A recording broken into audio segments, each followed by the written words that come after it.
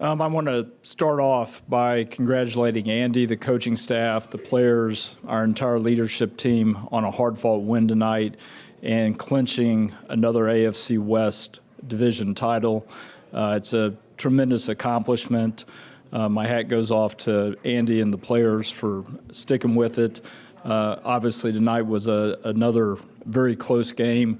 It seems like every time we play the Chargers, the games are like this, and we certainly overall have had a bunch like that this year.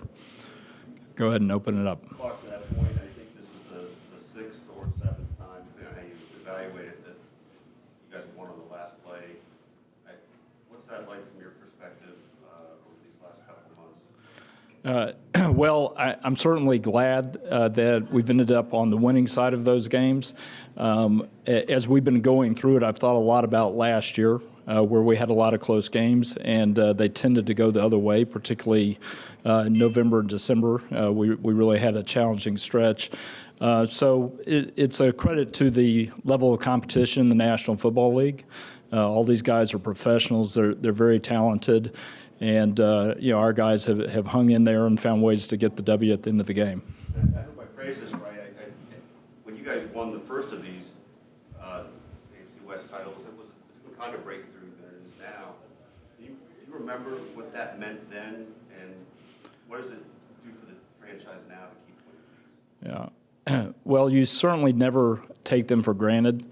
I do think in a lot of ways when you do something for the first time, it's more special, and that was not the first time we'd ever won the division. But when we started this streak of 9, I think we were all really excited. We didn't know what was ahead of us. It's been a very special time period for the Kansas City Chiefs, an amazing era of Chiefs football, and the credit for that goes to Andy, Brett, and their staffs. They've just done a phenomenal job. And I ought to mention the injuries this year. We certainly have had a lot of injuries, particularly at the receiver position.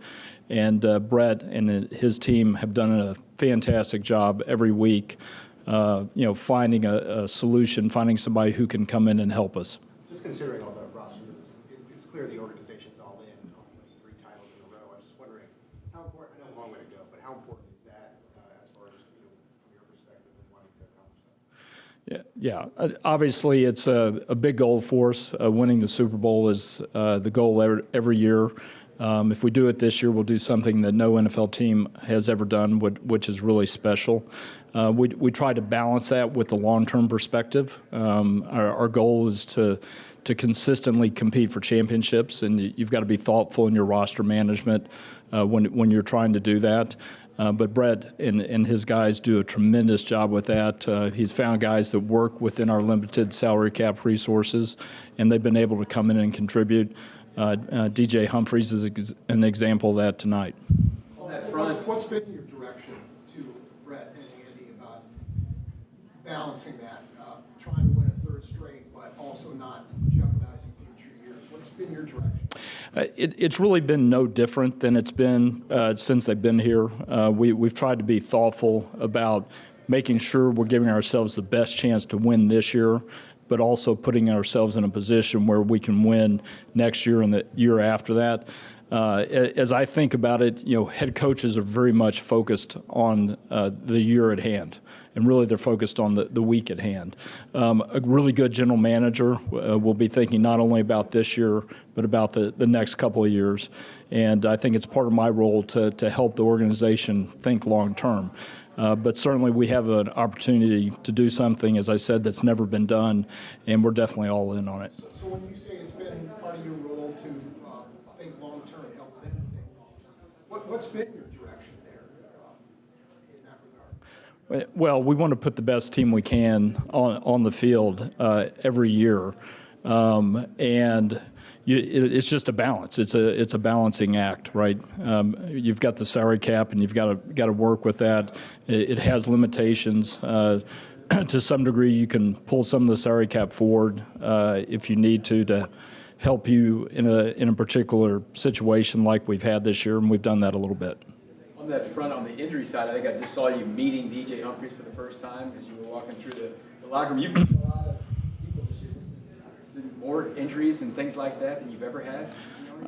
Well, I'm sure it feels like that, but statistically, probably not. I'm sure we could go back and find a year where we've had more injuries, but it feels like we've had a lot of very important injuries.